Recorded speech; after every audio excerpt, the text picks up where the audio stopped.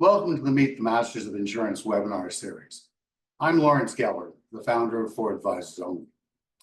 This is the 25th of what we expect to be a great many webinars with Canadians who've dedicated their careers to learning the art and science of insurance sales and service.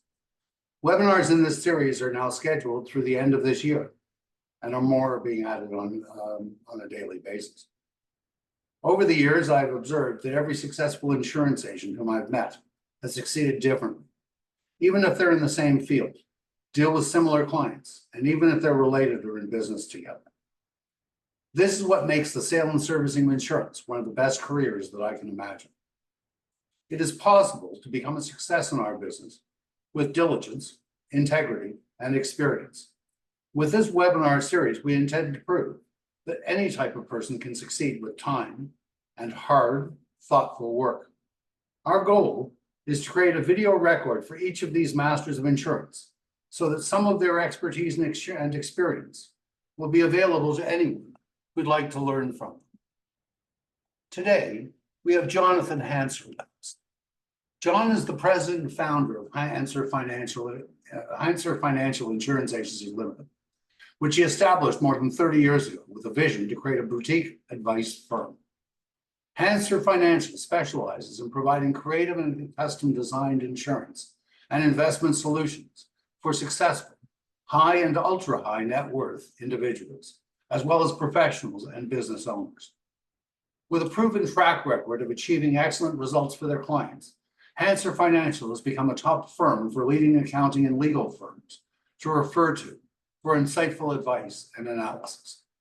John and his team delight in discerning clients who appreciate tailored, high-quality advice and hands-on service.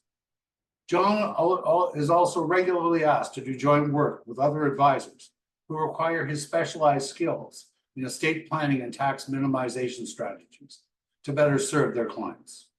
John has been a member of the Top of the Table on several occasions.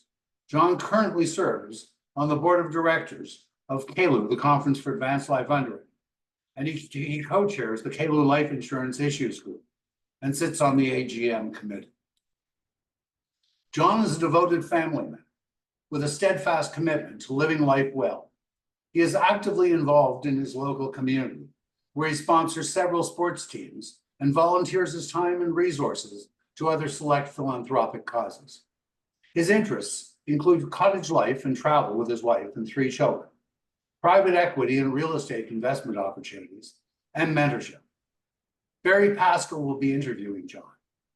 As I noted earlier, we've booked webinars through the end of 2024 with new dates being added daily, and I have now begun to post the prior interviews to the For Advisors Only Facebook page, with the first one from January 25, 2024 with Barry Pascal having been posted this morning.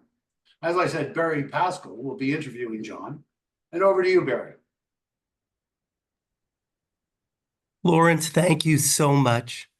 And really, as is our tradition, before we begin, and I can't wait for you to meet my dear friend John Hanser, but before we begin, on all of our behalf, I want to thank you, Lawrence, not only for creating this incredible series of Meet the Masters, but for your ongoing devotion to our industry and helping others. Thank you for creating this forum and all of the other forums that we've been able to share and learn from. So it's my pleasure to introduce you to my dear friend, John Hanser. John is a leader in our industry, and I can't wait for you to get to know him and hear his story. But John, let's just begin by you telling us, how did this all get started? How did you get started in the insurance business? Thanks, Barry, and thanks, Lawrence. Happy to be here for sure. How did I get started? You know, it's a typical story. I did go to university. I took a business degree with a minor in sociology. So I figured, okay, you know, I'll understand people and society and business. And I did apply to law school. I did get into law school, and I was planning on going. It wasn't something I necessarily wanted to do. I sort of wanted to be out of school at that point. So the short story is I went the first day, I spoke with the dean, I deferred it for a year, and thought, now what am I going to do? And I'm 21 at the time, about to turn 22. And I went to speak to my father, and I said, look, you know, Any ideas what do you think I should do? He said, well, unless you want to be a dentist, then I can't help you because my dad was a dentist. So he said, but I have a friend of mine who's in business and he's, a high energy guy. Why don't you go speak to him? Maybe he has some ideas. And so I did. And of course, this person was in the insurance business. And I went and spoke to him, and I could see that, we were very different in our styles and our personality types, but he did get me very excited about the opportunity in the insurance business and, explained to me that, hey, you write your own paycheck. It can be as big or small as you want. And I sort of grabbed that opportunity. And he sent me over to Sun Life of Canada. And I went for my interview, and I probably looked 12, so I remember growing a bit of some facial hair at the time. And yeah, so I started at Sun Life as a career agent. That's amazing. So now I'm guessing that what you do today is a little bit different than what you were doing at that time. So why don't you tell me about what a typical day in your life was then? And then I can't wait to hear about what you do today. Yeah, so that's interesting. So when I started, I was in a branch, and I'm not knocking the branch in any way. They're very nice people and successful people. My sales manager was fantastic, and she was a very good early inspiration for me on having activity and being busy. But it was a culture where, there's a lot of coffee drinking and pool playing during the day and seeing people at night. And I thought that was kind of odd. And who am I going to call, at 22 years old at this point? So my typical day was just after, a first month of playing a lot of pool and learning from other experienced guys. Pretty much I would pull out Scott's directory of business owners and cold call people. I tried to see who was in my personal network, but it was all too young. I did have some family members who were older, and some acquaintances of my family who were older, and I would talk to them, and they ultimately became very good centers of influence of mine. But my days back then were pretty much Monday. I was had my list, and I was calling, trying to book the following week. And it took some time, and I started getting some activity, and I was typically working I was out 4 nights a week with a 7 p.m. and a 9 p.m. meeting to 11, 12 at night, and coming home. And in that family market, everything from a lot of new Canadians, people that were getting their baby bonus checks, getting premiums of $30, $40 a month, like, the very early stages of, but I felt I was really helping these people. So I felt really good about what I was doing. And today, sorry, go ahead, Barry. No, I was going to ask, so where did you go from there? Because the thing that I hear that you have in common today to what you did then is a passion for helping people. So what changed? So what changed was, so it's interesting. When I was at Sun Life, and I've told you this story before, they had something called President's Month. And President's Month, where you had to do this enormous amount of business in 1 month that I was used to doing. It was, a certain number of applications or a certain amount of premium, or a combination of the two. And, the amount of business was something I was my almost my annual goal. How was I possibly going to do that in a month? I'd been in the business for a year or so. It was October 1989. I started in June 88. So, how was I possibly going to do this? And at the end of September, they brought in a speaker who was an advisor, very seasoned, very well dressed, very professional. He didn't look like an insurance advisor. He looked like a businessman. And I said, you know what? He was a real inspiration to me just seeing him speak. And I remember what he said. And he said, do you think you're going to have any more technical knowledge or any more tax knowledge or really know more about insurance and planning from September to October? No. He said it's all about activity and just being busy and going out and seeing people. And that really stayed with me. So what's changed is to make sure I've always had activity. And you asked me what I do today. You know, when I was at Sun Life, while I was trying to fill my days, I was studying insurance. I was studying insurance law. I was studying the tax laws. I decided I'm going to become an expert in this area. At an early age, I felt I really knew what I was talking about. And I was confident enough to really feel that even though I may have been seeing business people and successful business people, I felt I knew more about insurance than they did. And that gave me that confidence. And so what I do now is I'm very focused on helping people. And I feel really good, not if someone says, oh, Hanser, he made a big sale or something to that effect. It's he really helped me. you should speak to him because he really helped us and our family. That's gives me goosebumps. As a matter of fact, I got goosebumps now just sort of saying that. So that's just always been my focus. And it's just a matter of, I started very young and very small, and just over time built up centers of influence and relationships. And it takes time, but over time, it develops. You know, there's two things that you said that I really want to pause at and focus on. One of them, because you've told me that story before, but one of them made such a big difference for me. And I think if all of us here take nothing away other than that one lesson, and that is you won't know more about tax and estate planning and insurance in 2 months than you do today. The difference is who you speak to and who you see and being active. And I think you've always had the ability to bring in experts when you needed them, but the idea of not delaying. And there's so many times in complex cases where we say, well, we need to see the trust deed before, we need to see the shareholders agreement before, when the truth is we need to see the client before. We need to have those important conversations. And this idea of acting today is so important when you're in businesses like ours, where we're self-directed and where we rely on our own judgment.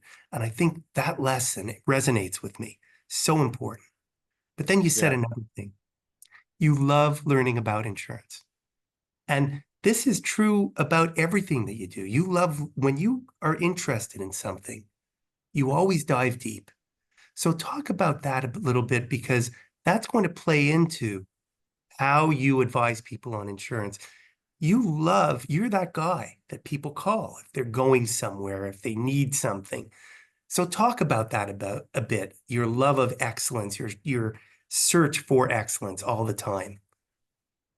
Yeah, thank you, Barry. I mean, that's a good point, and when you ask me that question, it makes me reflect on myself and on when my career sort of transitioned, where I really felt it was ramping up speed and my cases were getting larger and my influence was getting, and it really came down to, there are some people out there who like to have a guy or like to be the guy, sort of a go-to for anything.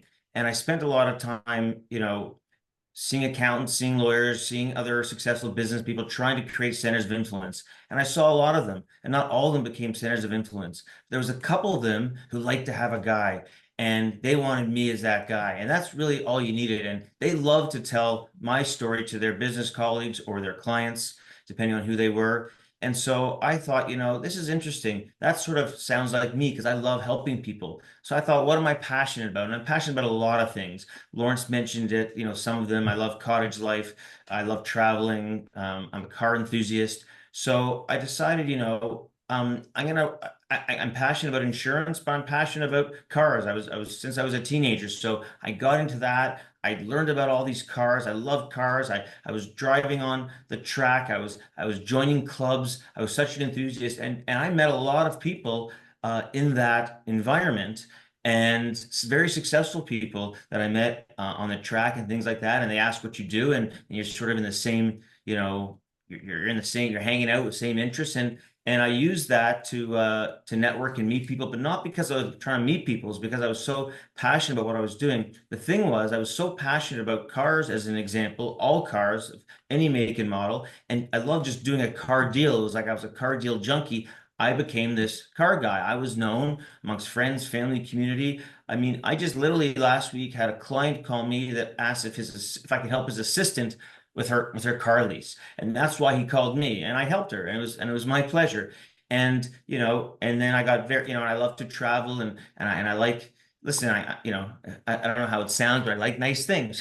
And so I go to nice places, and but I learn about the place and I get to know the people there, and I go back more than one time, and I build relationships with hotel staff and restaurant staff and management, and I stay in touch with them over the course of the year, and I take notes. This is just something that I'm passionate about, and my clients see it. I'm passionate about their stories and their business, and they get passionate about me. And then before you know it, they're calling me for all kinds of different reasons. I love it when a successful client of mine calls me if I can get him into a restaurant, or calls me if I can give him, where he should stay in a certain part of the world if he's going on a trip. And I usually know, And if I don't know, I have others who know better than I do, friends, clients who I can call and get advice. But I'm happy that they called me because I'm their guy.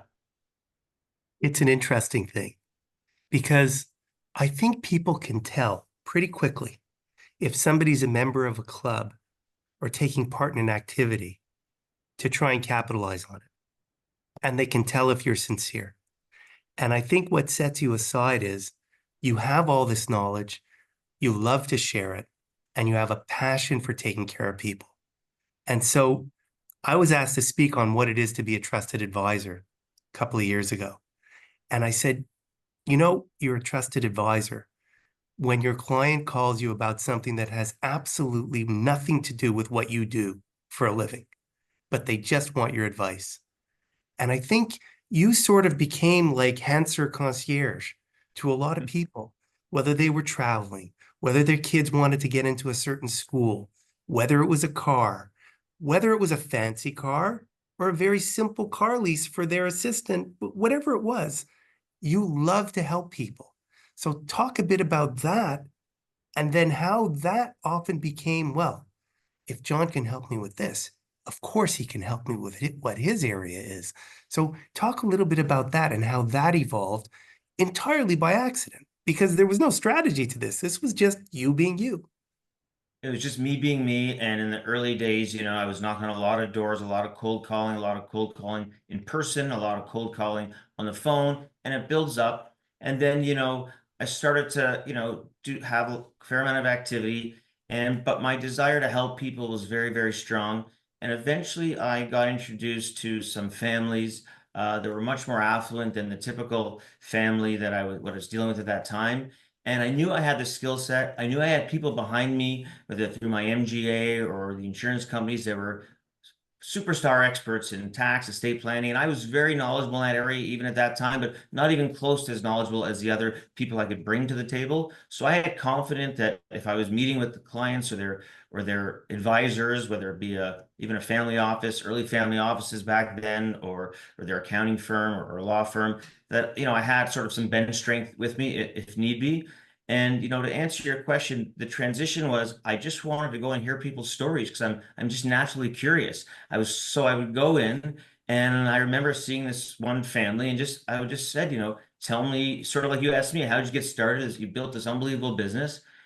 And he had told me the story, and I was like literally just mesmerized, just listening to the story. It was a fantastic story. And then I said to him, so why did you agree to see me? Like, I figured he had a reason behind it. And I said, I'm in the insurance business. You must have had a reason to let me in the door. He said, well, I heard you're young and I had good things about you. And I had a question about my existing insurance policies. I said, okay, ask me. He said, and I looked at his insurance policies. He had 10 $1 million policies from 10 different agents. And he was 70 at the time. And I'm a little bit older at this point, but I was like very surprised by that. And I asked him why. He said, well, you know what? I knew I needed the insurance. I didn't really understand why.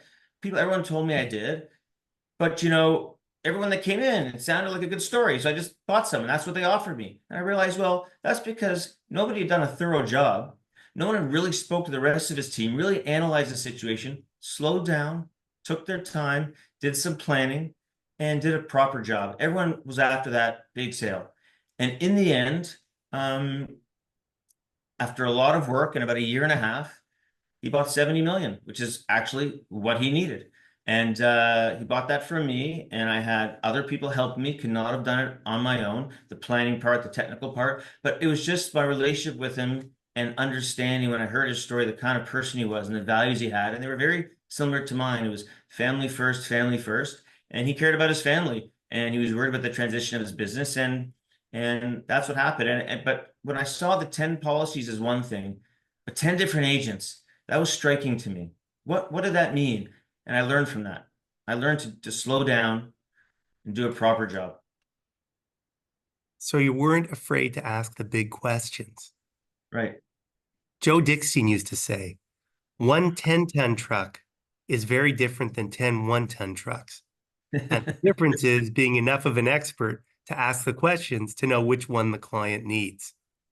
Now, you talked about another point And when I came into the business, my dad, Bill Bell, said to me, in nature, eagles don't flock. But he said in the insurance business, they do. The best come together, they share their stories, they share their secrets, they even collaborate. And you talked a bit about that.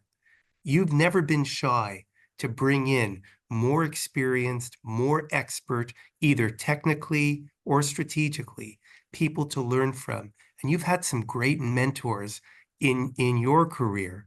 How have you used those mentors? You mentioned some of the same ones that we've shared. We went to different schools together. Joe Dickstein, Terry Zive, right? Some great technical and strategic thinkers. Talk about how you've brought in experts to help you accomplish what might have seemed impossible. Great question. In multiple ways, in multiple ways. So Joe Dickstein was, a mentor of mine for sure. And he'd be someone I would go to. I never took Joe with me on a meeting, but a lot of times Joe would help me in the prep for the meeting. And he wasn't about the technical prep at all or the tax aspects of this particular case or file. It was just about my mindset and what would be the best positioning. Because to me, it's all about positioning. And I wanted to talk about positioning in the sense that if I can get in front of somebody on a favorable basis where I've already become highly referred, some of the things I'm saying that may seem outside of the box to him, he's going to take it seriously because I've been put in front of him favorably versus him thinking, yeah, this is like way offside or something I'm not interested in. And what's he talking about? What's he selling? So there was that sort of idea of positioning. And a lot of that comes from how you get referred to a case, but a lot of it also comes from some of the things you say and what your attitude is. So I used Joe a lot on several cases. And there was one case I remember going on where I was not going to do it that way. I was going to do it a totally different way. And I had a whole strategy plan, but I just decided I'm going to speak with him first. And I said, oh my God, I can't do this. I said, Joe, that's you. That's not me. And he said, you can do it any way you want, but this is what I think you should do. So I got off the phone and I thought, you know what? I will do what he said because I trusted my mentor and it worked. His strategy worked like a charm in that particular case. And other times, Barry, I would bring in a tax expert, whether inside the insurance industry or out, whether they be accounting or legal, because I felt that I needed that core expertise in planning that I didn't have. And I wanted to make sure that my client got the best of service. And I wanted them to understand that I had no problem working with any other advisor at whatever the cost was to make sure that they had proper planning. And the third thing from collaboration is I'll work with other advisors. There are some cases where I work on where I probably don't need the help, but sometimes I want to have a team member. I want to work with someone on a file if it's a large file or it's interesting, or maybe their personality is different than mine. And maybe I feel that, their style may go well with one of these families or family members that I'm dealing with. And it just works well to bounce things off each other and have huddles and strategize. What should we do next? What should our next step be in this? How do we move this along? Should we offer this versus that? Do you think this will help? And I'm happy to do that. And I've done that before, and it's been very, very helpful. And I'm also in different study groups with colleagues of ours where they're fantastic, some of them for many, many years. And we really share ideas and we share successes and failures and we learn from each other. And it's been fantastic. John, we actually met that way. I was a Yes, guest at one of the study groups that you participated in. that's right. I I do. I remember. actually remember that. I'm like, wow, the legendary Pascal's here at Well, my study group. but I remember meeting you, and it struck me how warm you were, how knowledgeable you were, and how we immediately became friends right after that. Immediate. I And remember. you have a nice, close circle of people within the industry that you're genuinely friends with and that you share with. But I Yes. think the lesson here also is you really are never intimidated by the idea of bringing someone into a case with additional expertise. It in no way diminishes your strength. On the contrary, it leverages your strength. It shows a level of confidence. Joe Dickstein was a huge factor in my life, and I used to speak to him, if not every day, every week during his lifetime, and he gave me such great advice. And then Claude Menard, locally in Quebec, and then Andre Couture after Claude, who's our our VP in our region in Quebec. And Andre has a great expression. She says, don't convince, be convinced. And Andre always reminds me, if you're satisfied with a recommendation, then you'll be calm to make it. If you're not satisfied with that recommendation, then you probably shouldn't be making it yet. You need to do a little bit more work. But once you're at that point of confidence, then you're satisfied. And by working with the other advisors, it's no longer your recommendation. It's the team making a recommendation on behalf of the client. And I think that resonates so much with the message that you're giving, working in teams, bringing in collaboration, and working on behalf of the client rather than trying to convince the client. Yeah, I think you're exactly right. I mean, and again, it's, you don't have to convince the client if things are positioned first at the front end. It just becomes a natural process to continue and put something in place. They're spending time with me and you and all of us for a reason, right? They took the meeting for a reason. So I always ask, why did you meet with me? Well, someone said I should, or what you said to me the other day when we met casually was interesting to me. I'd like to know more about that. Whatever the reason was, there's something on their mind because people are not afraid to say, no, thanks, I'm not interested, I have, whatever the case may be. And sometimes, sure, sometimes we need to be a little bit more assertive, for lack of a better word, in trying to get the opportunity to get in front of them because we know that there could be, that not everyone's looked at it as thorough as they should, particularly, who would be my sort of target clients. And I do think it's important, as you said, to be convinced yourself that you're doing the right thing. And I make sure before I go and do that recommendation that I've vetted it with others, others that know more about something technical than me, or others that, I just like to get a second opinion, a third opinion. I'm not afraid to get multiple opinions. I get asked my opinion all the time, but different points of view are important. And once I'm fully convinced, then that's, the strategy I'm going to go with. And that's what I'm going to share with the client. And I always give my client, different options and different bookends, as I like to call them, because there's multiple ways of solving problems. We're just problem solvers. And insurance is one great solution. There are other solutions. I'm also in the investment business. So there's different solutions for different problems, but insurance is one of them. And again, another way you don't have to be convincing is, and this was something I learned on a case. I think I told you the story when Joe Dickstein prepared me for a case. And he said, at some point, I knew I was meeting with a client and their internal CFO and an external accountant. And I worked to get them on the team over a process of time. But at the very first meeting, he said, if you leave the meeting and they're interested in the insurance, I knew they were interested in the insurance because they called me. They were referred to me. They called me and said, we did a freeze. We think we should insure, the liability, the tax liability post freeze, and we'd like to talk to you about it. And so, my strategy there, which came from Joe, was, I didn't want to be convincing. I wanted to be convinced. So I said to the clients and his team, you design the policy that you would like to put in place. You tell me the features you'd like it to have. And they, as a team, gave me a list. They all chimed in. I wrote it down. And when I went back, of course, I gave them their policy. They designed it, not me. Of course, there was some tweaking along the way, but it was just sort of another example of collaboration and working together. There's really no convincing needed if it's done slowly and thoroughly and complete. I've got to assume that with this tailored approach and this great ability you have to listen and build relationships, that competition must be different. In other words, you must handle competition differently than someone else. I do, yes. I mean, it's funny, you'd be surprised. You think you bump into people a lot, but you don't. Sometimes, I primarily work in Toronto and BC, Vancouver, but primarily Toronto. And I don't really think about competition. I go and there's been multiple times where, I've gone in on a case and if there's competition, if I know the person, respect them, I'll just say, listen, let's just work together. Let's work together and collaborate. Why should we compete? Two heads are better than one. And that's sort of the approach I would take. But there's not been so many times where it's like it's between me and somebody else, and you don't get every case, and maybe there has been. I didn't know what was going on behind the scenes, but I don't think about or really worry about competition. I'm confident in myself and my abilities, and they're either gonna choose me as their advisor long term because it's a long term product and a long term commitment they're making with us, or they're not. And if they're not right for me, they're not right for me. But my first reaction, if I'm in competitions, if I know or know of the person and they have integrity and good values and a good reputation, my first opportunity, let's work together.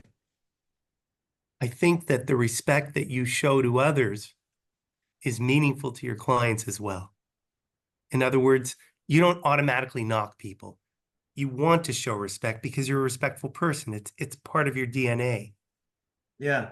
And the clients feel better. It takes some pressure off them because, one could be his brother-in-law that he doesn't necessarily want to have to deal with, and one could be referred from one person to the other. So sometimes they're in conflict and they're not sure. All of a sudden, when they're like, "You guys just work together, help me out." I mean, it makes them feel better. They can't lose that way. And so I think that's an opportunity. I think that's an opportunity for everyone coming in the business or everyone in the business. There's lots to go around, and just do it and do it right. Like, I mean, I just want it to be, I've always wanted to be a professional and thought of as someone who does it right, does the right thing, who's thorough.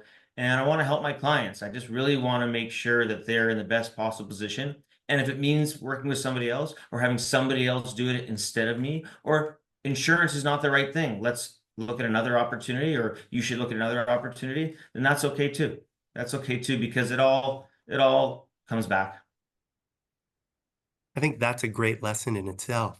Now, one of the things you talked about earlier was you love talking about insurance, right? You find it interesting, you find it fascinating, and you have a specific way of talking about it. So what I'd love you to do is share your story about the bookends, and then how you took the bookends, found the right place, and then painted a picture for the client of who they were and how that all unfolded. Right. So that's a story that I love because it's true, and it just sort of, it was just exciting. It was just an exciting part of the story, and or part of my life when I had that experience, and fun. Boy, was it fun. And so, as far as the bookends go, like, my style is I go through a process with my clients and their advisors, and we come to realize, okay, here's the problem, here's the issue. Maybe it's liquidity, maybe it's to cover tax, maybe it's to fund a shareholders agreement, whatever the insurance need is. Um, and sometimes I've gotten to the clients because we handle their investments, we manage their money, and sometimes there's ways of extracting their capital that's corporate assets. So whatever the issue is, we deal with the solution. And there's always more than one way to solve it, and particularly if it's insurance. So I talk to them about the bookends. There's one way to solve this, which is, very vanilla, simple. You can buy term to 100 or universal life minimum premium. You pay a premium for life. You're transferring a lot of that risk onto the insurance company. You're not sharing any risk. You're gonna pay a skinnier premium and pay it, and that's it. It's just pure risk. You're renting it for life. That's how I look at that. And the other bookend, is a fully leveraged policy that's got all kinds of complexity, and it's an IFA is an example, and you're leveraging, and you're borrowing to pay the premiums and creating tax deductions, all these things, and that works multiple times as well, and that's fantastic. And I've done lots of those, and those are sort of the two bookends.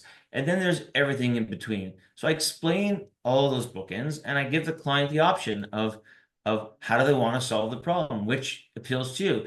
And everyone chooses something different. There's different styles of people. People are willing to take on different risk on the leverage side. Some people are used to lots of debt and love it. Other people don't like it at all. They want it simple. They want insurance to be simple in their lives because they have enough complexity. Different strokes for different folks, and that's fine. So in that one case in particular, I used that strategy, and they chose sort of down the middle, and they bought a old school whole life participating policy and paid up in a pretty relatively short period of time. And it was a relatively larger case. I was referred into that and didn't know the person at all before that, knew of them, but didn't know them at all. So it took a long time through the process of underwriting this and that to sort of develop that more of an interpersonal relationship and see where we had some common interests, tennis or cars or travel, whatever the case may be. This person was a world traveler and very sort of had a certain flair about him, and I found so fascinating. And I learned a lot from him on some of the places he'd been, some of the exotic places that I'd never been, and probably don't necessarily want to go to, but he would go there for business purposes because he needed to see what the culture was like there. And I get his policy and on my desk, and it's ready to go. And it was, I think, December 23rd or December 24th. And I was leaving for a holiday the next day. And I was going for dinner that night with my wife. And I had called him and said, I have this policy. I need to deliver it to you today. It needs to be enforced. And, I'm not taking any chances. And he said, well, listen, I'm going out tonight for dinner and I'm away in 3 or 4 days. Can we deal with it in the new year when I come back? And I said, no, we can't. I said, I'm afraid. I'm not taking that chance. You're traveling, things happen. I just need to see you today. And he said he could tell or hear the sense of urgency, and I meant it. It wasn't like I want to close this deal. I wanted to make sure that policy was enforced because I was terrified of because I've had those situations where you go to deliver a policy and something's changed and you cannot deliver that policy. Something's changed in their health, so I didn't want to take that risk ever again. So I told him I happened to be going out that evening right near where you live and with my wife. And he said, oh, come early and come up. You can have a drink with my wife and I. And I said, you know what? I appreciate that. But we're meeting other friends for dinner. And I just want to focus on what we have to talk about. Let's do it another time in the new year. And I said, in a very nice way, I said, my wife's going to meet our friends at the restaurant and I'm going to meet her there. He said, great, no problem. I go to his place and he was living in a condo. And I remember walking in there and I was like, wow, like it was, 3 levels, 3 stories high, 3 sets of stairs on 3 floors. It had this like feeling of the Gilded Age. There was just this, feeling of sort of old world something and decorated beautifully. So we talk about the policy. His wife was there and he says, I'm just not sure. I'm just not sure if this is the right policy for me. What do you think? I said, well, and I looked around his room and I said, this is the policy that the industrialists used to buy 100 years ago. It's an old whole life policy, and you're an industrialist. And he looked at his wife and he said, honey, I'm an industrialist. And they both signed. And I literally pictured him and myself being there with a top hat and tails, but he loved that and he was an industrialist. And he just needed a reminder as to why he chose this one. And we put it in force, and that's sort of that story. And the lesson there is to just, if you have a policy, deliver it, and also just still, if you get thrown a curveball, which is I'm not sure if this is right for me, let's delay. Just breathe and just think and be aware of your surroundings and relate to them as a person. I mean, I think that's what the lesson is, but he is an industrialist, and I wanted to buy tails and top hat for sure then. But it's beautiful the way you were able to capture the moment, capture the personality, and explain it to him in just a few words. Because Joe Dickstein would have said, too much would have killed it. Too little wouldn't have gotten you there. And how long were you into the file on that day? How much time had you spent at that point trying to develop this solution and get it issued? About 6 months. And it all came Yeah. down to those couple of minutes because there's a moment, and that moment always comes. Sometimes people miss it, but there's a moment where they look up to the person that they trust and they say, is this the right thing? And if you're very fortunate, if you're special, if you're a John Hanser, they'll ask you. Sometimes they ask someone else, but in your case, he asked you and you knew how to answer. Yeah, I mean, I recalled when I gave him the bookends why he chose this one. It was, the history of the insurance company, the product had been around for a long time. It was sort of that idea of, this is what, the industrialists of the day, before the turn of the century, the 1900s, they were buying. And when I saw his place, I knew that's why he chose that. He saw himself potentially in that light, and so he should have. And so that was my way on the cuff of saying, this is why it's right for you. This is the type of person that you are. When you think of a crayon box, they come with how many colors in a crayon box? 12, 24, I'm not sure. I think some of them come with 54 or 128. Maybe you're One of right. them is bright red, and that's the high pressure one. And I think a lot of people in our business think that you need to be on the bright red all the time. And what Mm. I've learned from the great masters in our business is you can be pretty relaxed in our business and you can really let the client guide you through a process. But I had a client of mine make the observation about me. He said, "You're the most laid back guy I know," he said to me. But he said, "When that policy got approved, you were seeing me. There was no getting by it. You were my friend, and I felt it. It was like a light switch got tripped, and you needed to see me." And I said, "Look," his name is Harold.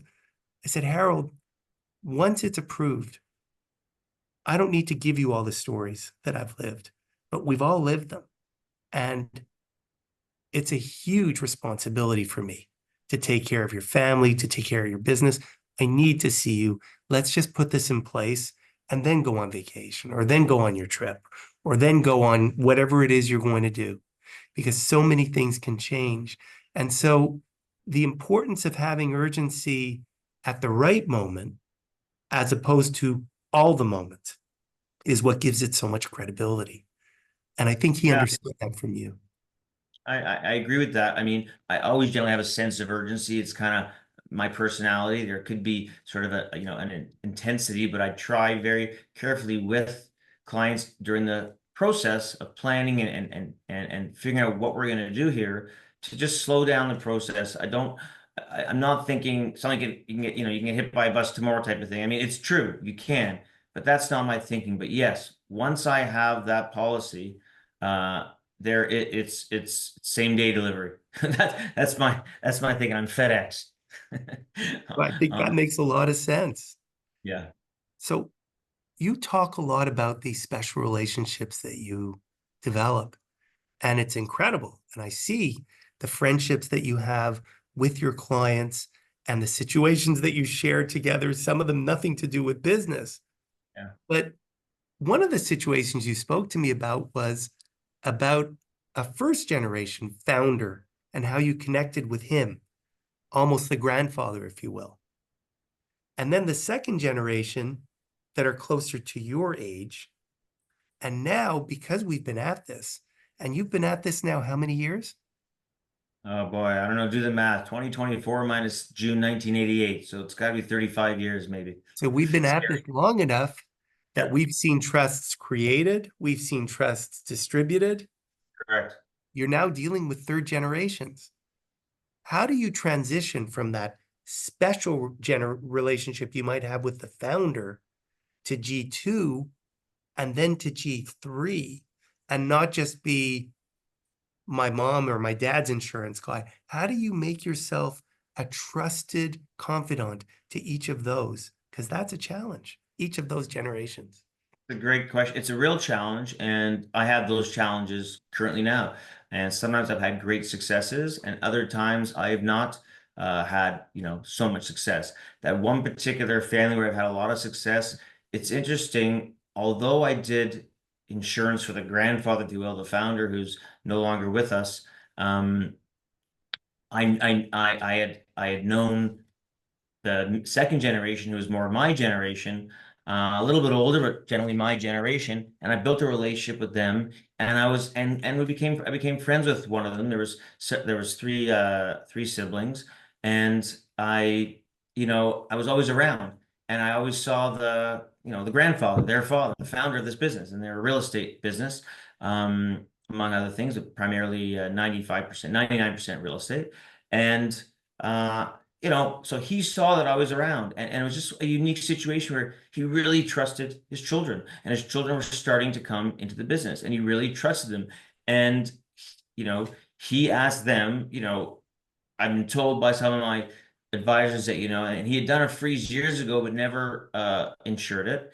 And your friend, John's in this insurance business. Should I talk to them? And he said, yeah. So I went and built a relationship with the senior, and him and his wife were in their 80s at the time. I had no idea if they were insurable. And they had already done a freeze. It was very simple planning in the sense that This was their age. This is what the availability was. This is what made sense. You know, I think it's something you want to consider. And I do remember, sort of a little funny story, but I was showing them the numbers on the page, and I was thinking, boy, oh boy, like why is it only taking up a quarter of the page? And I realized it's because they're in their 80s. So I thought I gotta blow up the Life numbers at least. expectancy comes fast. I had to blow up the numbers to fill up the whole page, right? And I just didn't want to put that in front of anybody.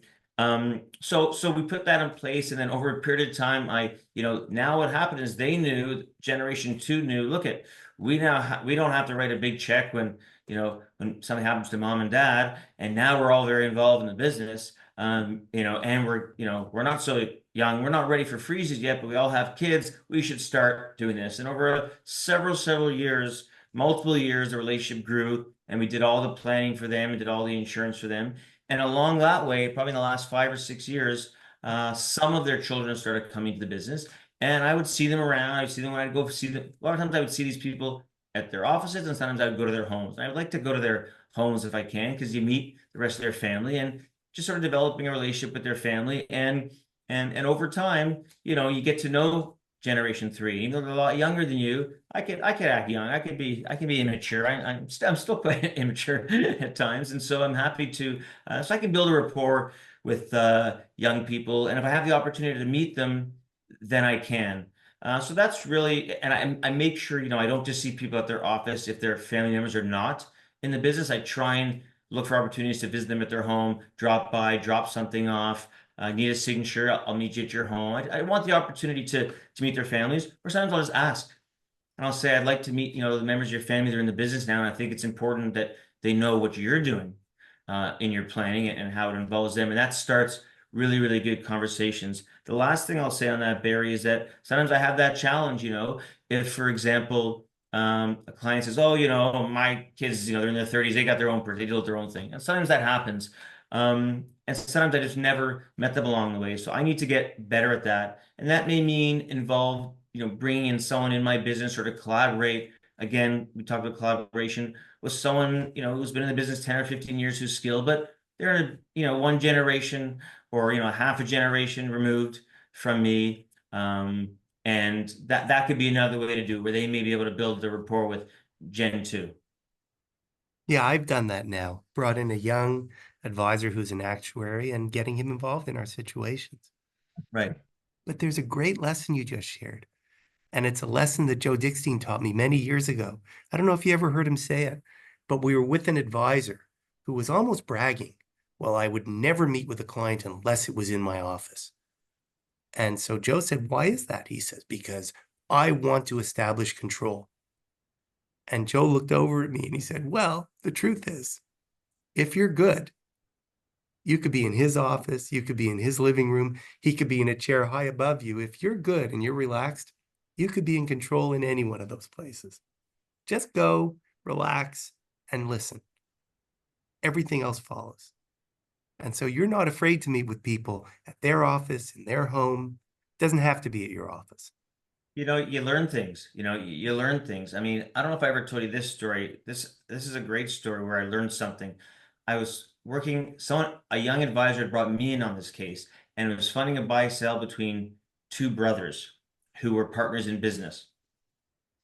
The long story short is they never they wouldn't sign the agreement. And since they wouldn't sign the agreement, they didn't want to put the insurance in place. And we had done the insurance planning, we had funded it, we had, how we're going to fund this agreement. They recognized needed the insurance, but they didn't want to do it until they funded the agreement. And they didn't, and I didn't know why. I couldn't, we asked the questions, we weren't really getting an answer. And there was the one brother was really, he was sort of the CEO of the business, more the business decision maker. The other brother was running the operations.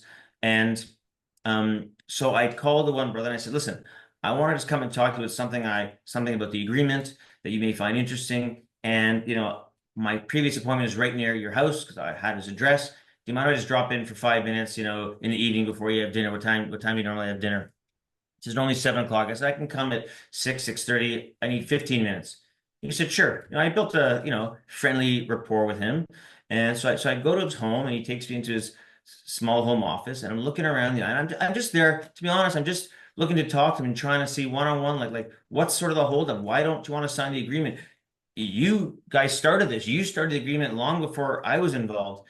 And I'm looking around the room and I'm looking at all the pictures and I'm just sort of, as he's talking, I'm just sort of being observant.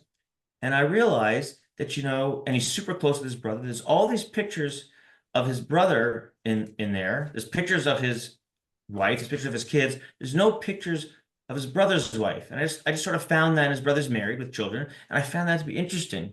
And I said to him, I said, hey, I'm just curious, why are there no pictures of, you, your brother and your wives? And he said to me, you know what? That, BITCH, never invites us for dinner.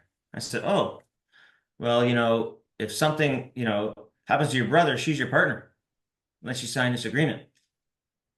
And he said, oh, wow. Right. So you go to people's homes sometimes, it's about learning. It's about, learning, being observant, learning about what's going on inside them. And that speaks to, not having to be in my office and have control, but it just speaks to, wanting to help them and trying to get to sort of the bottom of things and just being observant. Yeah. Well, not to overquote our friend Joe, but he used to always say, before you even see the client in his reception area, you'll learn more about him by the way people interact and the way they treat him than when you're sitting with him. And I Yeah. think that's true in their office, and it's true in their home. If you are open to what's coming, Dan Sullivan used to always say, ideas are flying by us all the time. You just have to be open to those ideas. And I think, Right. John, one of your great gifts is you're so curious. You're so fascinated by people and their stories that you pick up on cues. The cues are there for everybody, but Right. not everybody has that gift, that ability to be open to those cues and then to know what to do with that information once they receive them. I just find everybody's stories fascinating. Like think of, some of the clients, Barry, and the people that we deal with and the businesses they built from scratch. Like it's unbelievable. And I like to hear step by step. How'd you start? What'd you do? What'd you say at this point? How'd you know this would be the right product? How'd you know this would be the right service? Like how would you even think of that? I'm just, and I almost want the blueprint. I want the connect the dots because I could learn from it and they could sense my interest and I'm fascinated by it and we learn so much from our clients just about business, about decisions that are made and that's I learn way more than I teach people or show people. I know my business, I know, we're in the investment business, the insurance business, but something about everything that's built something. I mean, there's just amazing Canadians who've done things, who employ so many people and help so many people. And they either started with nothing or sometimes they got lucky, but those stories are fascinating. And if we just listen to those stories, because you know what, depending on their age and stage, people are tired of hearing their stories, even their own family. But I'm never tired of it. And again, like I said, when I went to that person's house, I wanted to figure it out. But also, if I met one of his kids, that's just the beginning of me being me and building rapport with that young person who one day I could be delivering a check to, or who's going to be the next person running that business. So I look for those opportunities as often as possible, and I think we all have to. You don't want to wait till you're delivering a check to try and build that relationship because it's too late. And I know my firm, we need to get better at that, and we're putting steps in place just for that purpose. Well, I can say with confidence, if there's a way to get better, if there are best practices out there that you're not already aware of, you're the guy I would call to find them. So I know you'll find them. And I also am confident that once you do, you'll share them with me and with your other friends in the business. I That's who will. you are. Yeah. Well, John, you won't believe it, but we're at time now where we wanted Wow. to open it up to questions to the group. I think Lawrence is going to be joining us in a moment. But if we could just take a moment.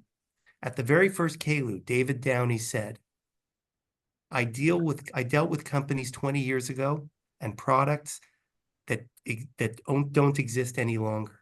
And I deal with companies and products today that didn't exist 20 years ago. The only constant is me.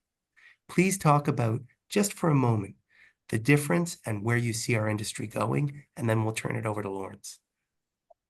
I agree with what he said for sure. I mean, I still, to me, the constant is us.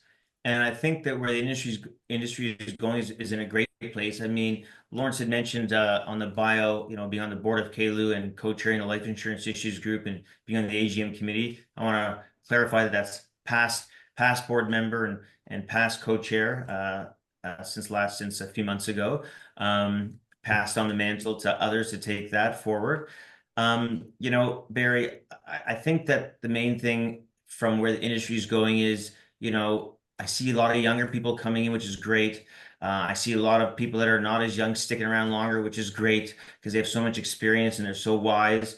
I just think that, the focus, when I speak to people that are younger, in the business 10 years or so, I just see so much of, the complexities and the tax and the planning and this and that. They're so focused on that. And, and I think that's going to come. You can bring in an expert. You could become an expert. That shouldn't be the focus. It's just, come back to basics. Focus on solving problems. Focus on, that first meeting. It shouldn't be all about that. It's not about the latest and greatest product. It's about us talking to our clients, hearing their stories, old school, finding out what the problem is, and going back and giving a lot of deep thought to multiple solutions, some that don't include insurance, and giving them the bookends and working with their team to solve it. And then all that stuff happens without the client and their teams, all that technical stuff. And then all their trusted advisors will come to them with suggestions, and they'll have to make a decision. So I think if where the industry is going, I think it's going in a great place. I think we definitely need more younger people coming into the business. And I think the focus should be, on the client and solving their problems, not on the latest and greatest technical tax thing or product, because that will change. Well, Lawrence, when you created the Meet the Masters series, the hope was to let people who might not always have had the opportunity to meet some of the truly great masters of our industry. And I would say that today they met a master. Thank you, John. Thank you. Thank you, I Barry. would Thank you, certainly Lauren. agree with you, Barry. John, we don't know each other very well, but I've been very impressed by what you've said and by your beliefs. You said when you started in the business, you started with a Sunlight branch. I think that was Irv Pitch's branch, and that you were trying to find how to deal with business people. You said you worked 3 or 4 evenings a week. What did that look like? What did you do? Yeah, so I had to fill my days. So when I was filling my days, I was learning. So Mondays, I would be on the phone trying to book the following week, and they were all evening appointments because they were new Canadians or younger people or small potatoes type of thing. But I was just trying to, learn and help people. But during the day, I was studying. I was studying the Income Tax Act as it pertained, 148, and all those issues as it pertained to insurance. I bought at the time, it was on a big floppy thing, the Tax Act, and I would learn it and read it. I was learning about every insurance product and trying to understand how it applies to business owners. What are other people doing in business insurance? And I just kept learning about it and trying to become, an expert in this area, speaking to people. And I was literally studying. I basically went back to school. I went back to school on 2 levels. One was technical, and the second was self-development and confidence and self-performance. I did a lot of those, seminars. I read Napoleon Hill's book. I did Brian Tracy's The Phoenix Seminar, just things about attitude. And while I was doing that, it helped my attitude and my confidence, but I wanted to be technically strong. So then I was able to transition out of evening work to only daytime work. And my income went like this, but then it went up. So I decided I'm not working evenings anymore. I have a young family at home. And if I may say, Lawrence, if you looked at the attendees, you'd notice a very important attendee. Sari Hanser's with us today, John's wife. And if you want to understand John's strength, you should meet John with Sari, because you couldn't meet a more devoted person. And really, together, they really are a team. Thank you. John, how did you transition from the people, to seeing families, to seeing businesses? You said the other day when we were talking that you go to business parks. What was that about? Yeah, I went, I wanted to meet business owners, and I had no, other than the Scots directory and cold calling, I had no way of really meeting business owners. My only 2 options were through my own personal associations either through family or over time, meeting some people that were business owners, or maybe I knew the person whose parents were business owners, and excuse me, and or I thought, you know what? My office was in Richmond Hill, north of Toronto at the time, and there's all these business parks where you'd have like, you park your car and there'd be 20 or 30 businesses, each door, each unit. They were like condos or business parks. You'd rent a unit, and you'd have like a business at the front, and sometimes in the back was a warehouse or was supplies or products or what have you. And I figured, they were all open kind of 9 to 5 to customers. And I thought if I went at like 5 o'clock or 5 to 5 or 5 after 5, I bet you the owner's there cleaning up. That was sort of these small entrepreneurial businesses. So I literally knocked on the door of each of these places, or I would just walk in.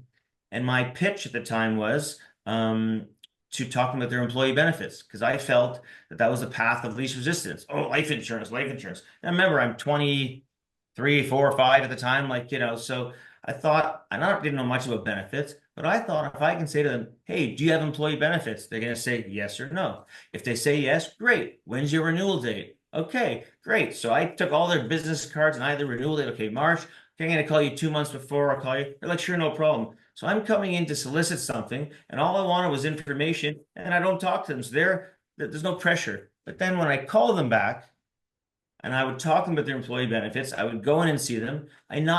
Lawrence, I didn't sell one employee benefit plan, but I did sell a lot of life and disability insurance, because once I was in there talking to them for 15, 20 minutes, not 1 minute cold, face to face at the door when I probably interrupted them, it gave me an opportunity from a soft basis. So that's sort of what I did then. And then I sort of was downtown Toronto for a while, and I was seeing a lot of the law firms and accounting firms and just trying to have lunch and learns and build relationships. And eventually I found a couple of accountants who liked to have a guy, and I was their resource and I was their guy. So if insurance came up, he'd love to refer me. And you don't need a lot of them. And I also met a business owner we've become very good friends. We actually just spoke this morning, as it turns out, and about something not related to insurance. And he was an unbelievable supporter of mine and center of influence. And then I didn't know what his business or his family business was. And every time he'd refer me to these people, I'd go see them in these factories and places. And I didn't realize that their family was the owner. He never told me that part. He never told me they owned all these businesses. They were like merchant bankers. But so every time I went there, it was positioning. The guy I'm seeing worked for the guy who referred me. So they're going to feel there's some credence in what I had to say. So that was sort of that transition to business owners. And then I thought, I know this, I've studied it, I'm getting some traction. I'm just not going to work nights because my family is important to me. I understand that one of your specialties, and I apologize, we're running a bit over here. I understand that one of your specialties is actually being a center of influence and having centers of influence who are accountants and lawyers. What do you do to get accountants and lawyers to refer their clients to you? It's like I sort of said, you just have to spend enough time seeing enough of them, educating them, becoming their resource, becoming their insurance trusted advisor, whether you're their particular agent or not, but just someone who they can always use as a resource. And if you do it over a long enough period of time, we'd have lots of lunch and learns. I'd invite them out we would do track days and things like that, because that's what I'm an enthusiast about, back in the day. And, it's a numbers game, Lawrence. You'd see 10, 20, 30, 40 over a long period of time. You need 1 or 2 or 3. And I would find the 1 or 2 or 3 who we would connect. They would really relate to me. I relate to them. And they like to have a guy, just like I like to have a guy. So now, and you know what? I also refer them a lot of business. And they learn over a period of time that, we're better business builders than a lot of the accountants and lawyers. We're naturally, people in our business are people, right? So that's how I would do it. So to answer the question specifically, I spent a lot of time just educating them, becoming their resource, letting them know, building relationships. But you don't need 30 or 40 of them to become your centers of influence. You need a few really good ones. And you have to go through some not as good ones to get the good ones. And it's the same with lawyers. And I've become a center of influence for a lot of people on all the things Barry had talked about earlier, things that I'm passionate about. And they'll call me, and it's great. It's a great feeling to get called on something not related to insurance, because it's just more opportunities to build a trust, build a relationship. There are 2 things there that I think are really important. One is as Alf Graham said, it's 10-3-1. You start with 10 to speak with 3 to get 1. And all you need is a few of those. So if you speak with 40, you get 4 and you're happy. The second is you have to be prepared to give referrals to get referrals. Yes. But you started giving the referrals before you even asked for the referrals, did you? Yeah, I learned something from it. Could have been Joe Dixie, it could have been Jim Burton, but I always thought to myself, don't ask for referrals. I never liked to ask for referrals. Conduct yourself in a way that makes you referable. That's Jim Burton. how that was Jim Burton. That's how I really thought about myself. Because I never people have a whole process where they ask for referrals, and I think it's great. It was just I was never comfortable. So I thought if I'm really a professional, people want to refer me. And I would sometimes do it in a subtle way, or not so subtle. I would tell the accounts as I build a relationship, look, you send me in, you're never gonna get egg on your face. Like, I'm not gonna be pushy. I promise you they'll never come back to haunt you. Because if they're not interested, I move off very, very, very, very fast.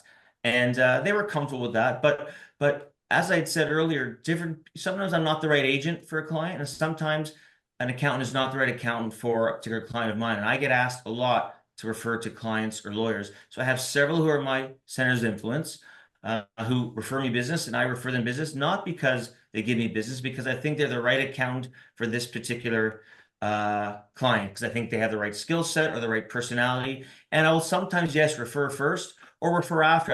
It's not about I'll give you so you'll give me. It's about helping people. My client called me, they need an account. I have a great relationship with both these guys. The guy who gives me more business may not be the right fit. It's got to be the right fit, or else it's going to come back at you. Well, thank you, John. Thank you, Barry. This has been very instructive, and it's exactly what we were looking for when we conceived of the Meet the Masters interview series. Next week, we have Bob Gould, who, yet again, is a master of insurance and a master of prospecting. And we look forward to speaking with him. I'll be interviewing him.